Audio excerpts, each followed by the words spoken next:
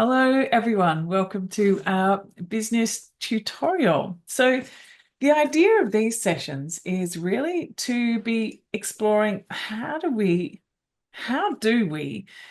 try and set up businesses within our permaculture education world that can help us to do this in a way that means that we can make a living from this while we're doing good work in the world, whether that be full or part-time or just a little bit on the edge. So where I'd like for us to begin today, and let me just first acknowledge that I'm calling in from the unceded lands of the Gubbi Gubbi.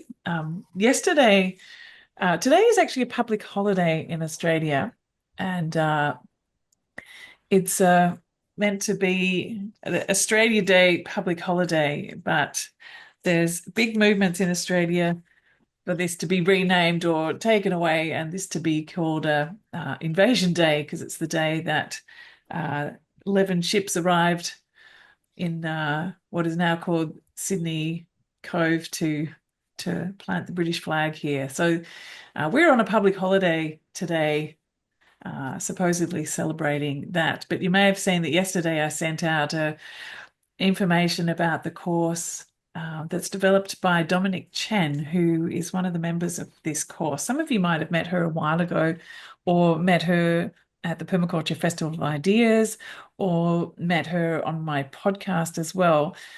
She is an extraordinary young woman who is she has created a course to help people who are in permaculture education or regenerative practices and education to be able to speak up with knowledge and background about how to be appropriate from an Indigenous perspective. So I would really encourage you to look into doing that course. There are a range of different sliding scale options. The course is something that she's really hoping that everyone, so just as a precursor to where we're going in this topic, it's a something that she's hoping everyone will weave into their permaculture education in some way or other, and really thinking about how we, as permaculture educators, communicate Indigenous knowledge systems and respect and honor Indigenous knowledge systems and cultures where we are. So I really look forward to many people taking that on. And if there's also something in your country, if you're not from Australia, that you could find and connect with in that way. And even if you're not from Australia, the approach, the content, the thinking that she's included in that program is really extraordinary. All right, so we now have lots of people in the room, which is absolutely fabulous. So welcome, welcome, welcome. This is an opportunity to really explore your permaculture education business and your thinking around that. So I really like to focus on this as part of our permaculture design, permaculture teaching, but also thinking about, okay, if we want to take this to be more than just a hobby, and a hobby is great, but if we want this to actually be something that we're able to support our life with by generating some income from doing this, and whether that be generating income for you or for your group or for your organization, that's up to you. But generating an income from this is actually something that's really worth paying attention to. So drop in the chat where you're calling in from, and also drop in the chat. Oh, hello, Ruth, you already have. And drop in the chat too, where you're at in terms of your thinking around, well, your action. Let's start there. Who is currently running a permaculture education business that you're earning money from? So let's just start there.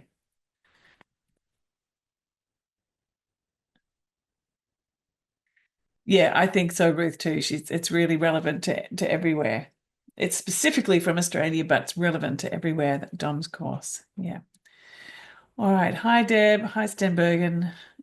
Let's start dropping into, are you already running classes that you're generating funds from, or do you have a big plan in place? Is that something that you're currently working on? Or if you're just at the beginning, say that too. I'm just at the beginnings of planning that. Where are you at? Still planning? Yep. Starting out at the beginning, planning to do business. Okay. All right. Occasionally starting out, starting out. All right. How exciting. There's so much possibility in this. So, what I thought I would begin with is just to say, look, there are so many different ways that you can create a livelihood as a permaculture educator. And just as I talk about too, that there are so many different ways that you can offer permaculture. There's also so many different ways that you can generate an income. So I want to begin first by just pointing out that it could be that you are doing this to generate a full-time income. Maybe you want to jump into this and just this is what you want to do, being a permaculture educator full-time. Perhaps it's something you just want to do part-time and you have another job that you're working on and that, it's a side-by-siding thing. And, maybe sometimes there's one might be more elevated and other times something else might be more elevated. Or perhaps you're already in a profession that you're really happy with, but you want to put an overlay of a permaculture approach in there. So that's another way of doing it. So it's like integrating what you're already doing. Some people like to just do it as like a little bit extra. Like you've got your main job that you're working on, but it's just a little bit extra that you are doing, maybe a little bit extra pocket money, or maybe a way of feeling like you're making a contribution. So, like any or all of those or any other ways of doing it are all fantastic. And perhaps you start in one spot as a way to kind of shift into a new dimension. Or perhaps it's something that you do as, if you're working for a not-for-profit organization or a community garden and you're wanting to generate money for that organization. So I want you to think for a moment about how that might land, how that feels for you right now. How does that land? What do you think in the next, say, 6 to 12 months, does that look like for you? So just drop it in the chat. Is it a full-time thing, part-time, overlay for a community group, a not-profit group? Where does that land for you?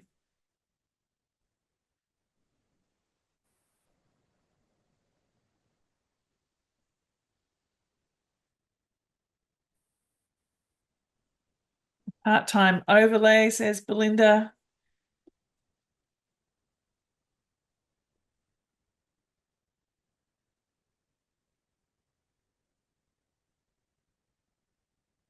Yeah, an overlay, part-time to start, part-time to full-time, part-time with lots of travels. Yes. Nice. Income to supplement to fund my garden. Yeah, nice. So like it's a self-sustaining system. You have your garden and you want to income to support you actually getting that happening. Just want to make it happen, Leslie Ann. Yep. As like it's a community service, get it going. Nice. Develop your business. Yep. All right. So we've got quite a big diverse range there, and that's good. And I think, all of us inhabit different spaces at different times. When I first started teaching, it was just I was at a community garden and we had a whole lot of stuff going on and people say, can you show us around? So the first bits were actually garden tours. And then gradually we worked up workshops and then we worked up courses and then, things evolve over time as well. So what is your lowest hanging fruit? If you could start something in the next month, what would that be? What could you start that would enable you to start teaching a group that was just like, right, that's right in front of me. I can do that now.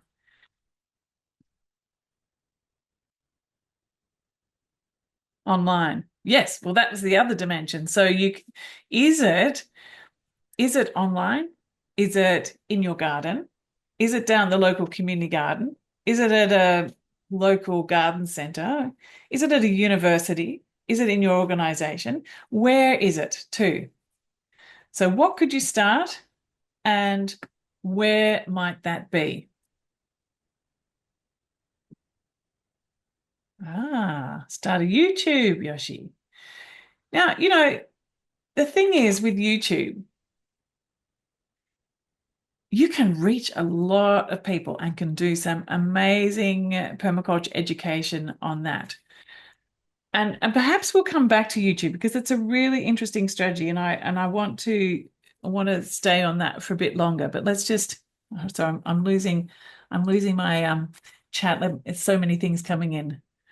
Local notice board, neighbors in their backyard. Yeah. So working with local neighbors, uh, local community garden or school, something at your place. Great. Wonderful. So I really do encourage you to think about, okay, what can I be starting as soon as I can so that you're getting your momentum? Because one of the things I find is always so easy to say, yeah, I'll get started with that, but I'm not ready yet. Like, how many of you have ever done that? Like, oh, it's not perfect yet.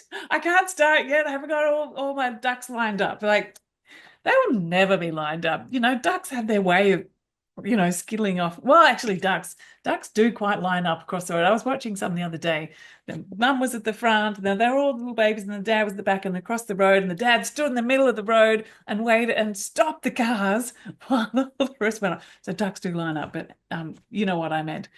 Um, yeah, planning for perfection does actually hinder us. Like, sometimes we just got to go, okay, I'm good enough to get going on this. Like, I might not be exactly where I want to get to, but where on the journey am I, and how can I meet other people on their journey in a way that is meaningful? And so that is a really good place to begin. So don't wait for perfection. Perfection never comes. We can aspire to always improving on what we're doing, but don't let that try and get in your way. You need a council permit to teach on your property. That would be ideal. Yeah. So uh, while you're working on that, finding other ways to engage with them before you get to that point of being able to bring them out. So what's the steps in between doing that?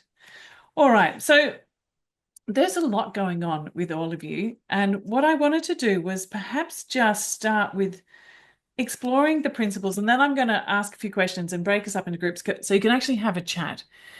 So I'm not sure if you've ever had a chance to really go through the principles of permaculture and thinking of it from a business perspective before, but I just wanted to stop and do that briefly with you now and encourage you to actually think about it a little bit more. So, firstly, the first one, observe and interact.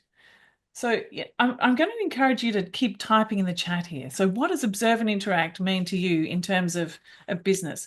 For me, what it means is really looking around to see, uh, and this is what I encourage you to do as you're designing your education program. It's like, where is the need? Where is the need? Where is my skills and experience meet the need that's out there and the context? So really being present in the place. So observe and interact. Catch and store energy. So really thinking about, well, what is enough, and how can I be generating some so that I can perhaps keep that for later to reinvest, or maybe share some out into another community? Attain a yield.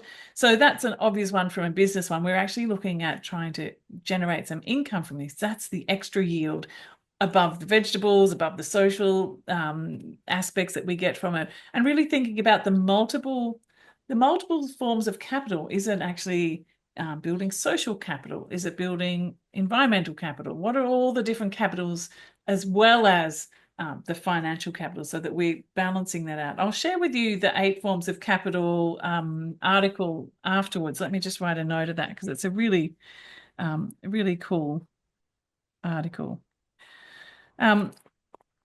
Apply self-regulation and accept feedback. Well, I don't know about you, but sometimes I get to the point where I just take on so much And I end up getting sick and I fall apart a bit and I keep going. I say, yes, yes, yes, yes, yes, I can do that. I can do that. I can do that. And I can, but I get to the point of overload every now and then. So, like, how often are you checking in with yourself to making sure that, yep, what I'm doing is filling my cup as well as being able to be of service simultaneously? What are the things that I can do? What am I doing that I could possibly let go of that's not really serving me or the whole? There's this whole thing of that sort of the 80-20, that generally there's 20% of what you do in a business that makes most of the money in it.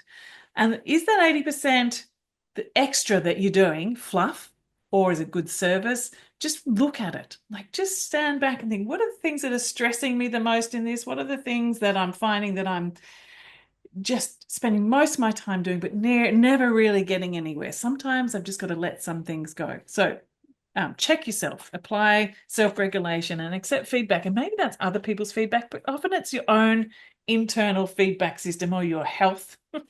You got to pay attention to that stuff. Number 5 is use and value renewable resources and services. So, like, where's your energy coming from to fuel your business? What kind of banking system have you got? Are you divesting? What matters to you about those sorts of values and renewable services and resources, and how do you really integrate that into what you're doing? Producing no waste. So often we're generating a whole lot of opportunities and perhaps there's different ways of integrating them back into our system. How can we create a circular economy in what we're doing? How can we really look for those edges where there's new opportunities that lie, that like there's something just hanging out there that we could do something with? Designing from patterns to detail. So really looking at the big picture, like the why, like, why am I doing this? What's the point of this? But then also seeing the big picture in each of the little details you do. So if you're running, say, a compost workshop, you could say, oh, just doing a compost workshop, that's not permaculture, but it is. Like, the way you describe it, you can be talking about how you design your compost system in relation to other things, how it's creating a circular economy. Like, you can make every single topic if your big why is about regenerating soil, that's why you're doing it. That everything you do can be focused on that, and each little snip can really talk to that big picture. So from patterns to details, being really clear on that, and so that your business is aligned with your big picture. Integrate rather than segregate. Well, who's part of your business ecology? How can you work together with people to uplift them rather than all going alone as individual units? What are the ways that you can work together, amplify each other, support one another, and create an ecology of businesses, organizations that in your area is really helping to amplify each other? Well, number 9, use small and slow solutions. And this is a little bit like what I was talking about before, like simplify to amplify. How can you do the simplest thing to actually have the greatest possible effect? I own up. I create some of the most complex systems ever. I have this bit going, this bit going, this bit going, this bit going on. It's like, well, how can I be more effective in really getting to the heart of what matters and amplify that even more by not being caught up in all that sort of the busyness? Often, I remember getting to a point where someone was saying, oh, Howie, oh, I'm busy. It's like, I never want to say that again. Like, I may be busy, but I don't want to be the person who's always going, oh, yes, I'm very busy. I'm very busy. I can't do that because I'm very busy. And yeah, I'm having a great day. This is what I'm doing. It's not getting caught up in the busyness of things. All right, almost there. Number 10, use and value diversity. Okay, in a business sense, don't just rely on one thing to earn your income. If you're just relying on one thing, and the season of that's not there, it's not workshop season because it's Christmas, or it's not, I don't know what, what I'm talking about. If you have a diversity of different things that work together to create your income, whatever it is that you've pitched it is that you want it to be, then that's going to help to create not only a stability financially for you, but more interest. So you're not just doing the same thing. over and over and over again. Do you know how stale you would get if you just constantly teaching the same one workshop over and over and over? You need to keep filling your cup so you're excited, so it actually keeps working on. So that's yeah, use and value diversity. Use edges and value the marginal, number 11. So, that's really sort of thinking outside the box. What I find interesting is with this one is, often when you're just sort of thinking inside a permaculture box, you don't see the opportunities of the interface with like different professions or different organizations. Like if you just stay inside your little bubble, you don't see the opportunities, or you don't amplify what's possible when you get two overlapping systems. We know this in an ecological system, in a garden system, but it's also in your business system. How can, your, like education meet, rewilding, or how can, like where are the different intersections of the different movements and different organizations, and how can that support you? And so that's really using the edges. And then the final one is get creative with, creatively respond and creatively use and respond to change. So, nothing's certain. Things are always going to go differently from what you planned. That's guaranteed. You know that nothing ever goes entirely as you expect. So, how are you going to play with that? And how can you just expect that that's going to happen and be in the mind of going, okay, I can work with this. I'm going to be adaptable and flexible, and I've got plan A and plan B, and I'm going to, shift and change with that. So I think, if you take the principles and the ethics of permaculture and apply it to how you're thinking about setting up your business, it might give you some really good insight. So, I encourage you to get specific with that. Like think about what it is that you're particularly wanting to do, and then do the overlay of the ethics and the principles on that and see where it takes you. You might come up with some surprising insights that might help. All right. So what I want to do now is, and sorry, just before we do, some of you dropped in some questions into the Hive chat and have come with particular questions. So we're going to get to that as well. So if questions come up and if you've brought questions with you, just keep them in mind because we're going to come back around to that as well. I really want to make sure we have time for that. Okay, so I'm going to open up for some breakout rooms now because I think this question of how you think you might want to actually make a living doing permaculture education. What questions are you holding around that? What does it look like? And so just try and articulate that to someone else, to your group. There'll be a small group. Just try and articulate that. And then listen to what other people are saying and see if there's something in that that might provide some insights or inspirations for what you're doing. So I'm just going to create the rooms. So there'll be 3 or 4 people in your room. So please, I hope you all can join that and turn on your microphones and videos for that. If you have any problems with your room, if you're stuck somewhere and there's no one else in there, just come back to me and I'll drop you in another room as we're getting started. Okay, so we'll do this. So just take about 2 minutes each person. So we'll be out for 10 minutes. So go around, give people a chance to talk about what they're wanting to do, then maybe do another round as like a feedback ideas, what you heard as like was interesting and explore that. Okay, let's go now. All righty. Well, see this little feature down the bottom down here that says you can raise your hand like that and it pops you up into the top corner. I'd love to invite you to share, like not to repeat what you said to everyone else, but were there any particular things that you heard someone else saying that you thought, oh, that's a really interesting idea or interesting question? Or was there some new framing that came up for you, thought, oh, actually, that's a really good idea that I'm going to take? Or is there a question that landed deep in your stomach and going, oh, God, what do I do about that? And you'd like to put that to the group. So any or all of those things, please feel free to put your hand up like that and then we can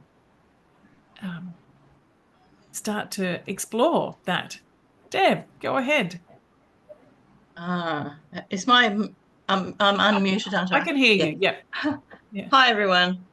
Katie had a particularly interesting um, words to say with regards to planning a classroom, like planning a bit of a curriculum for her students in like which worms to have in the worm farm, or where they're going to put them, what were they growing, what worms were needed for where. I thought mostly worms would be in situ, and I've grown things without a worm farm, but it was very interesting. Yeah, thanks. Yeah, there's 2,000 different sorts of worms in the world, and there's some that do composting, there's some that work on different levels. So, and compost worm extraordinary and really worth creating education programs around. I think that's an exciting thing, and kids love them too. So, I think Katie's onto something there. Yeah. Amy, go ahead. You just need to unmute first. Sorry. No matter where you are in the world at the moment, I think there's a massive interest in gardening, and that that is super interesting. And I'm sorry, Morag, I was going to make some other point, but I can't remember. It's always great to do. Sorry, school. I'm deep in school holidays here. My Oh, brain's yeah. a mess. Yeah. But it's always great to speak to everyone. There's so many different options. And I think that just the fact that there's so many people on the same um, communities that are needing that garden experience is what comes across very strongly. Yeah. Yeah, it's quite extraordinary, really. And if you talk to every single person here on this call and then every single person who's in on the course, some people are Oh, people from sorry, all, Warwick, I remembered. I was oh, just going to good, say good. everyone's so qualified. So many people come to this with so much knowledge of other fields that they've already got so much to bring. All they need is that permaculture framework, and it's ready to go. But there's so much knowledge in these groups every single time. I love it so much. People just usually so humble, but then it turns out they've got such a wealth of prior knowledge. And I think yeah, that's really awesome. Yeah. And I think that exactly that point, Amy, is where you find the gold, where you find those starting points, where you find the real beginnings. There was a question that was in the Hive around this. It was sort of like, well, where is it that people need help, and what is it? Where can we start? I mean, if we lean into the groups that we know, in the fields that we know, in the conversations that we're having, like this is where we begin. We're applying a permaculture lens to our own world. None of us are beginners. We're all well and truly on our journey of life. And what we're doing here is applying a permaculture lens to that journey. And so we already have the conversations, the questions. We already have our finger on the pulse of so many different things.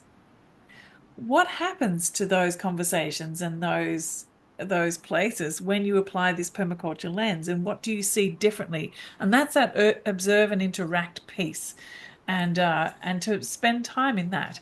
And this is what I encourage a lot of you to do, when you're in the education part of this course, is to really look at that. But we actually start right at the beginning. Those very first worksheets that I encourage you to do is like, who are you wanting to work with? Where are you wanting to work with? What is it that matters to you? What are the things that you're really trying to tackle? What is your big why? And I think it's important to understand that, because it gives you that inner place to begin to work from. Like, some people are really doing permaculture from an ecological perspective, and that's the main driving force. Some people are doing it from a really social perspective, or from a healing and medical perspective. Other people, like, it's so diverse, and they're all good. They all belong, and this is part two of bringing together the different dimensions and seeing how it fits. So, um, yeah, we all are entirely qualified in whatever our lifing experience is to apply a permaculture lens and go from there. And I think that's really great insight. Thank you, Amy. Hi, Chris. How are you? Good, thank you. Yeah, I guess something that was talked about in my group there is like I run a horticulture business myself, and so I come from a background of doing a lot of aesthetic garden maintenance in North Brisbane, just for people who want the really immaculately aesthetic, tidy gardens. And I went into the permaculture route. Like I've already done a PDC prior to this course, and I took this course because I want to learn how to educate people better. And what I'm really struggling with is just being seen in that space and actually marketing myself. And so, like, I've got clients that are sort of, try and feed ideas to in a way, but yeah, it's kind of hard. I'm finding it hard to actually market myself in that space and get seen as, this is what I want to do and this is what I can do for you, rather than just be seen as the gardener who can not neaten up the hedges and mow the lawn and stuff like that. So yeah, that's where I'm having trouble with it. So I don't know if anyone else is in the same sort of space. And yeah, and I want to use that as an avenue into the education thing. So sort of work from the ground and actually help people envision their space a little bit more differently, or in through a permaculture lens. But I'm having trouble doing that, and yeah, and I want to use that as a way to sort of educate people in their own homes to see what they can actually do differently. And I'm finding it hard to get people to sort of really take on that idea and sort of run with it. So yeah, that's where I'm at. Fantastic questions. Before I respond, I'd like to invite anyone else in the room to respond. Any ideas that you had? Ruth, go ahead.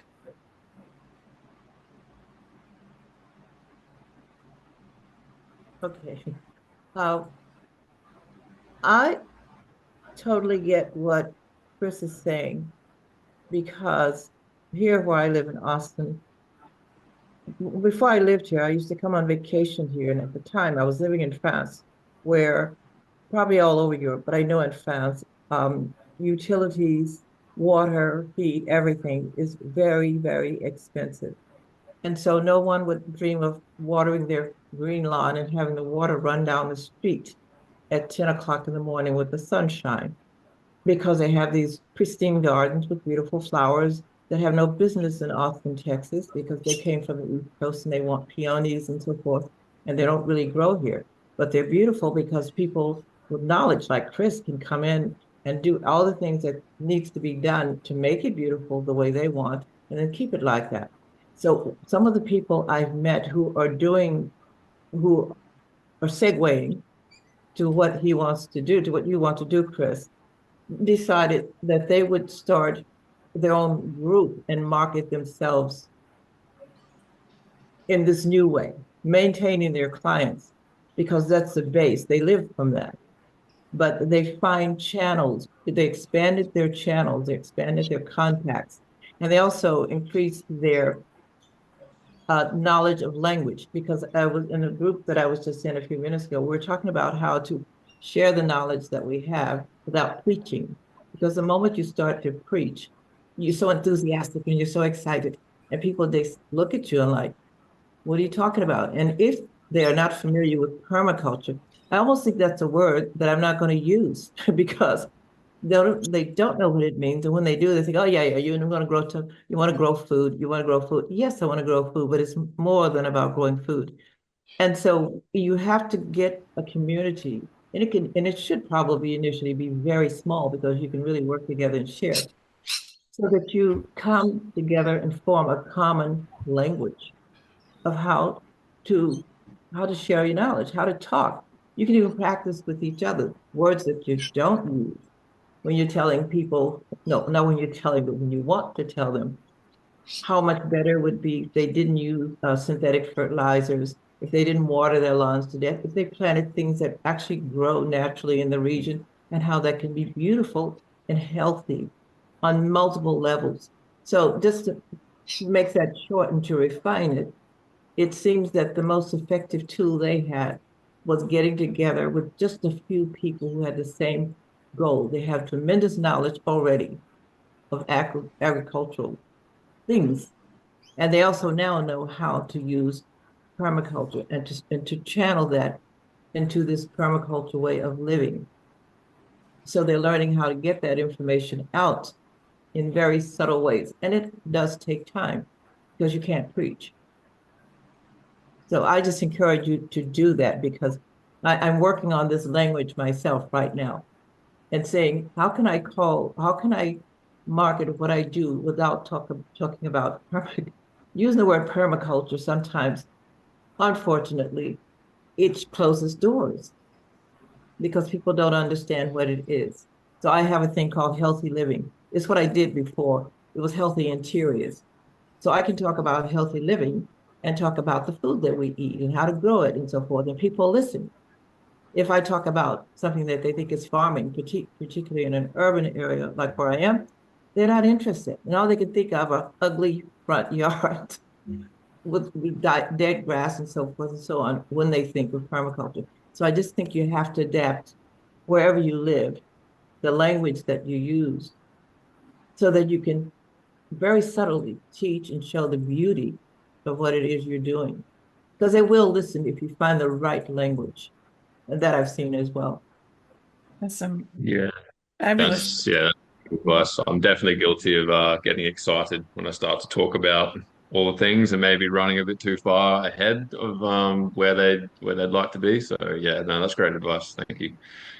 Yeah, yeah, really. Yeah, thanks, Ruth. And I, Okay. all of that, yes. And I want to really pick up on that, getting together with the group, and that relates back to that integrate rather than segregate. How, maybe there's other people like you. There would be. I know there are people like you in around the Brisbane area who perhaps could get together and maybe it's there used to be things in Brisbane called like green drinks, like you just get together for a meetup and have a chat about it. And it's just a irregular thing where you can share what's going on in your business and your ideas and try and work out how to amplify it and to download your challenges and to find new language, as Ruth's saying. But also I perhaps am sorry, I'll sorry. just finish that thought. And also maybe one of the key things about creating group was having a space where you can be creating a shared demonstration garden that can be an example of what's possible in your area. So,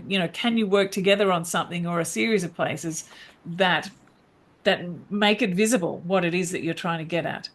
Go ahead, Chris. Sorry, I interrupted you. Oh, yeah, thank you. No, thing that's more frustrating is that I've actually moved up the Sunshine Coast. I'm actually living near Laney, so there is actually quite a lot of gardening groups, but like I'm probably I don't know a little bit socially anorectic in the sense that like I don't know sometimes I find it hard to like really put myself into a group and be seen. So that's probably another problem that I have in my own. But I mean, yeah, I know that there's a lot of that type of movement where I am, which is frustrating me that little bit more because I'm finding it hard to actually get my foot in and yeah, and still be seen like somewhere where it's actually sort of a little more common, I guess. Yeah. Like, yeah. Well, I guess, the thing is, Ruth's idea of finding a group doesn't have to be like a big group either. It can just be a couple of people, like, a couple other people that you can meet up with on a regular basis or be in relationship with and be working together to get, it's like a little mastermind group of friends. You don't have to be like a big social group and delivering things to this social group all the time. It's about you masterminding together how you can work this out. And I think if you've got a core group like that, even a couple of other people that you can touch base with. I have a group of people that I touch base with every 6 weeks. It's a group of leaders from all different fields. And we don't talk about what we're in necessarily, but we talk about the bigger picture of how we can affect the change in the world that we want to be affecting change. And it's a really fantastic and powerful group that makes us feel like we can go back into our worlds and be able to do that. And so I think, yeah, just a small group of confidants is also Yeah, I'm aware of a group in Mullaney that meet at the Joy Collective on Friday mornings. It's just Friday mornings aren't always the best time for me to have the free time, so I've just got to make yeah, yeah, finding yeah. So find there's another a few time to people I find. know. Yeah, Yeah, yeah. There's a few people I know in a community that are definitely in that space. So yeah, I've got to be better at utilizing that for sure. yeah, Thank you. and and be unafraid of talking business as well. Often we can get into social groups and just talk about a lot of ideas, and it's all about idea sharing. But sometimes we really need to have, if we're wanting to create a business in this, we need to actually have a group that talks business. And let's not shy away from that, because that's what's going to really help to make it work. There's lots of comments going off on the chat. I wonder if there's anything, there's a few comments there that are relevant to your question too, Chris, if you wanted to go back and check it around that. Leslie Ann, did you want to respond to Chris, or did you have a separate, yeah, okay, go ahead.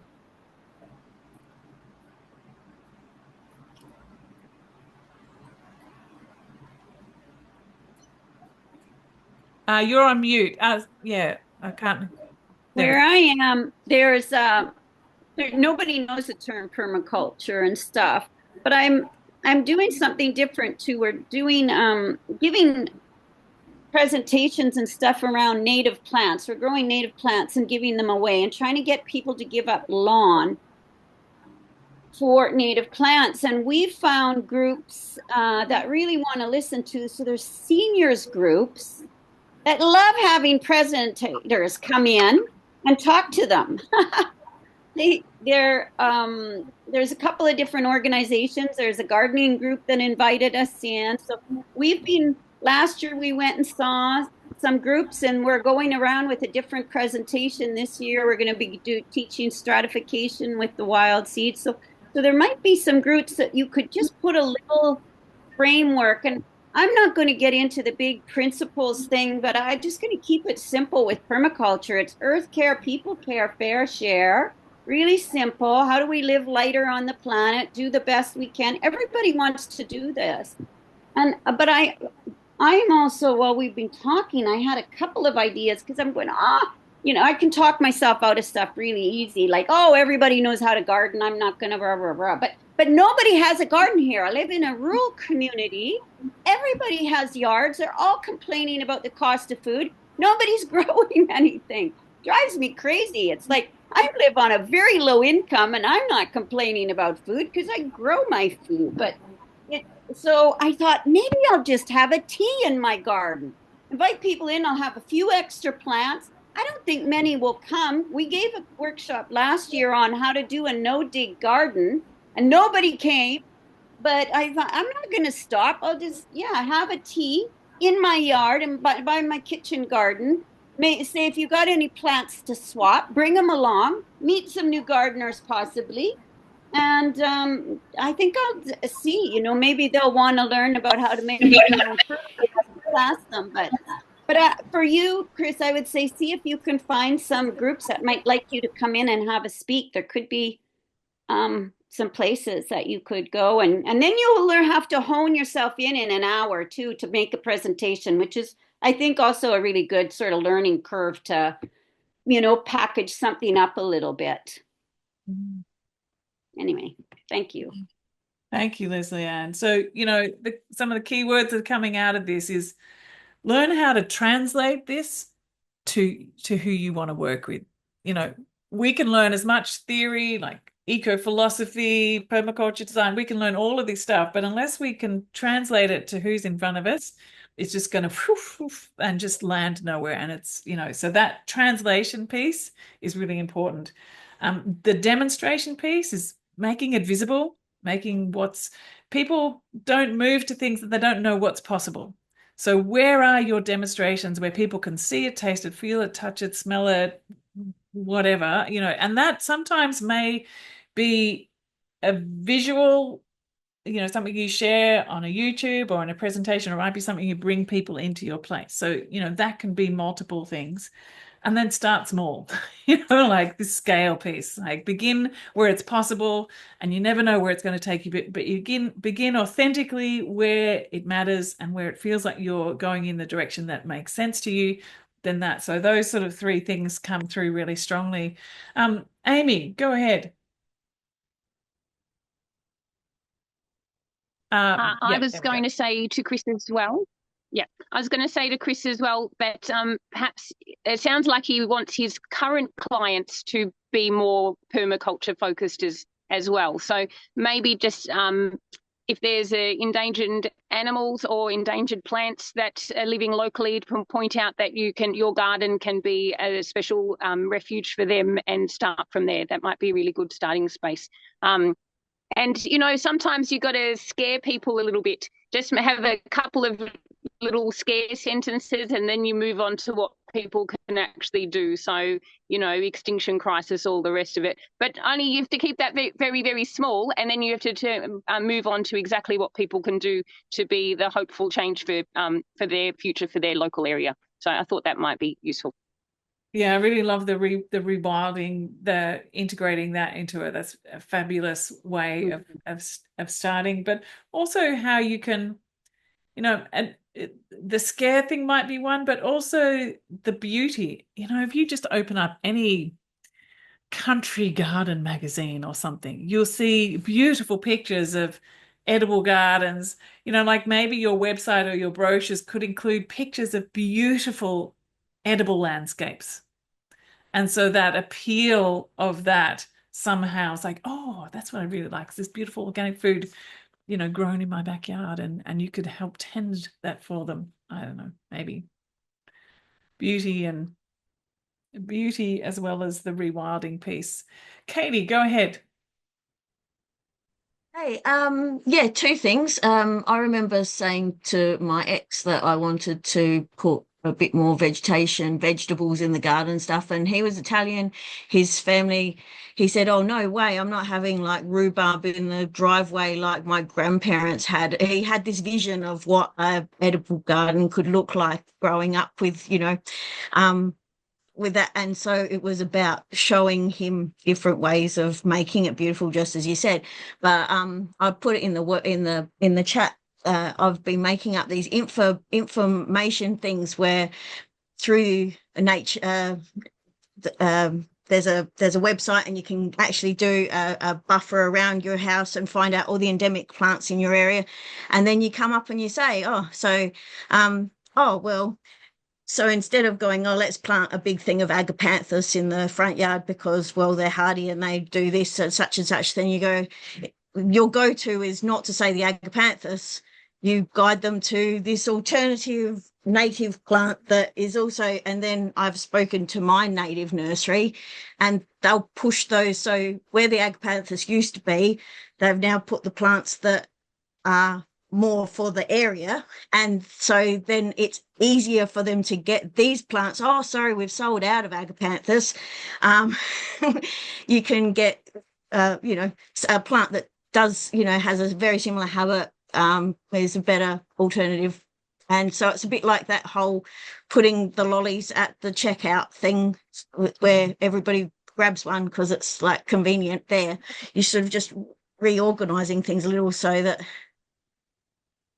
it's not as easy anymore. I really like what you're saying, Katie, and my mind is going towards so Chris, you have a horticulture background.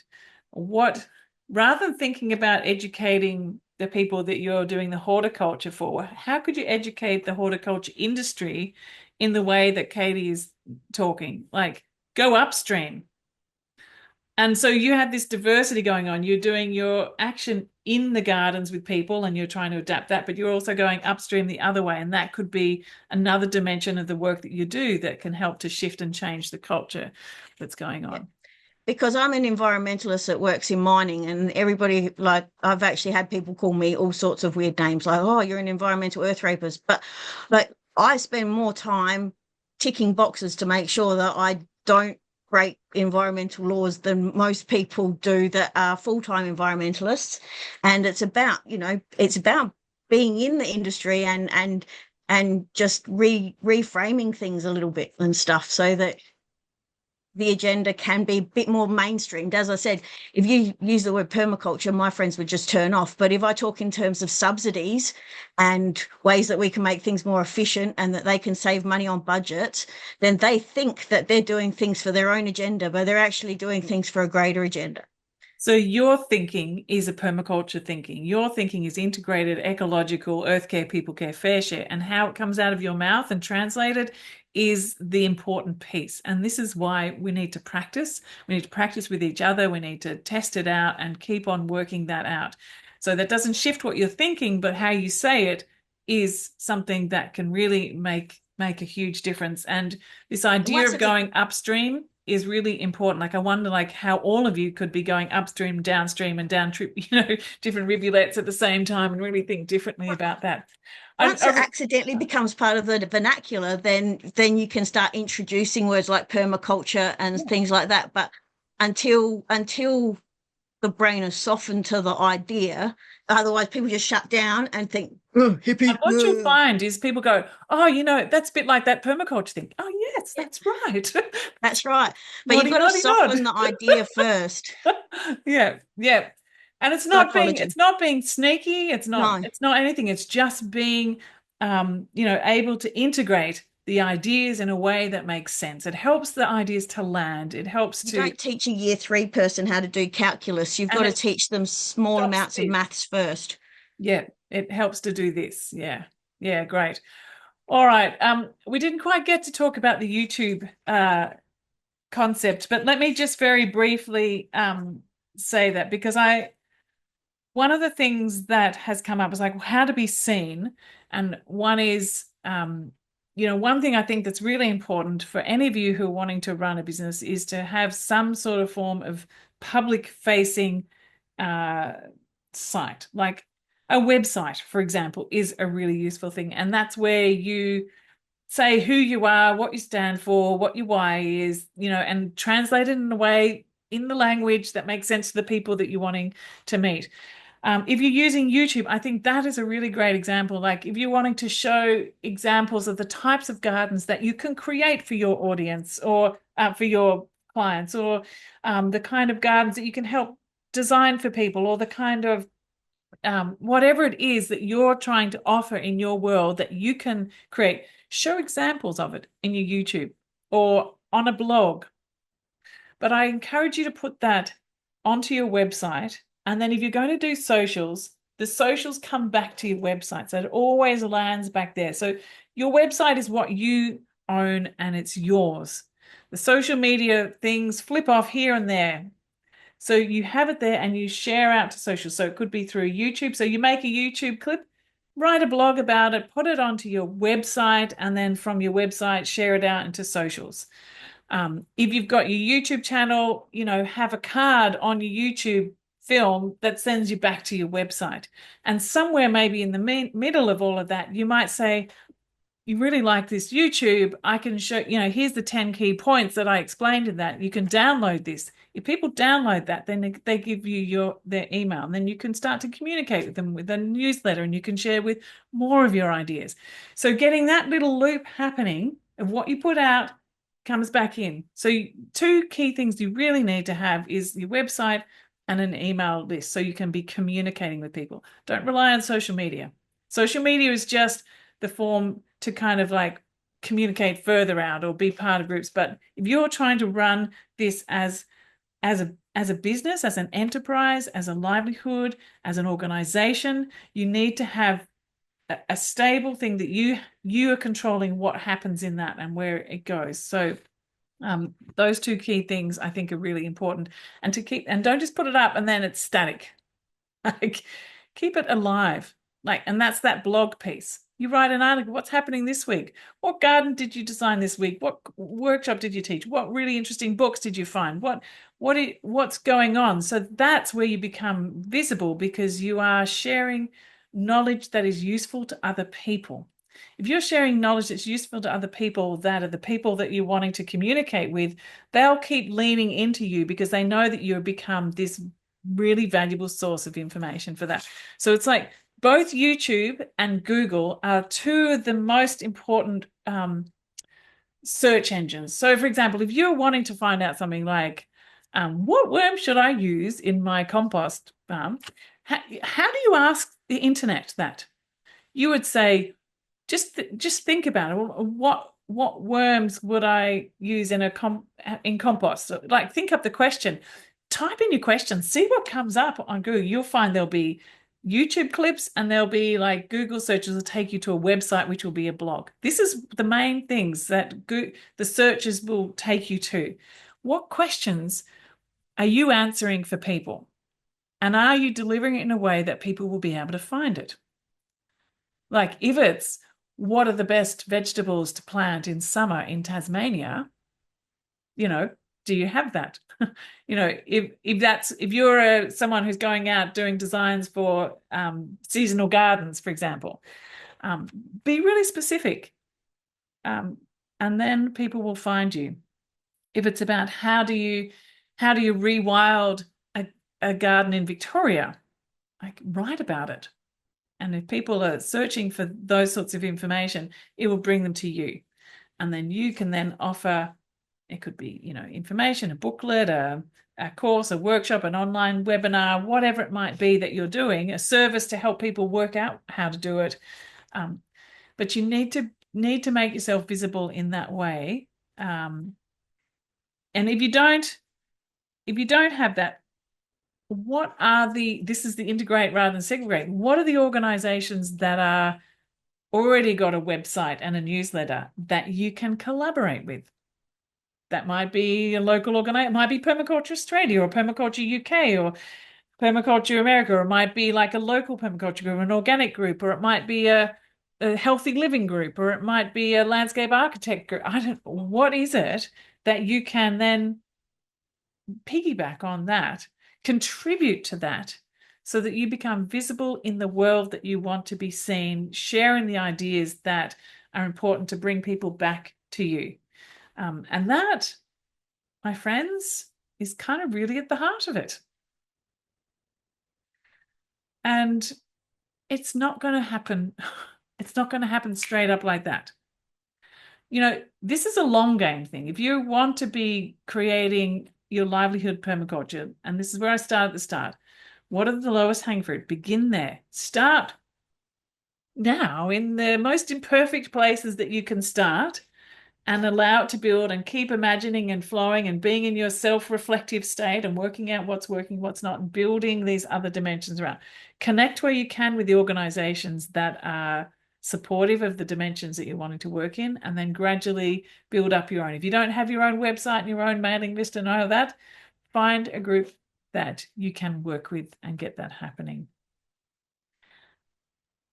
And in the meantime, if you'd like to share anything with anyone else in Hive, and if any of you have social media, maybe let us know in Hive. And then if we can tag each other and we can share out each other's news as well. I mean, I think that's a really important thing, like uplift each other within this group too. And ask for help in this group. Like if you're stuck on something, just sort of say, I'm really struggling with this. Can you help? What do you reckon? Any ideas on this? That's what the hive mind is there for us to be able to lean in and say, I'm really stuck. Not just to, it's great to present what we've worked on, what we've, the designs we've got, and show each other, show and tell. That is brilliant. I love that. But also lean in and say, I don't know what to do here. And that's that going, I'm not perfect. I've got it all worked out, and we can help each other. All right. So study help. Deb, there was a invitation in the latest newsletter to find. So Hive is the place to put in who you are, what kind of study group you're looking for, and self-organize. This is that part of that, one of the principles. Anyway, we're going to finish up.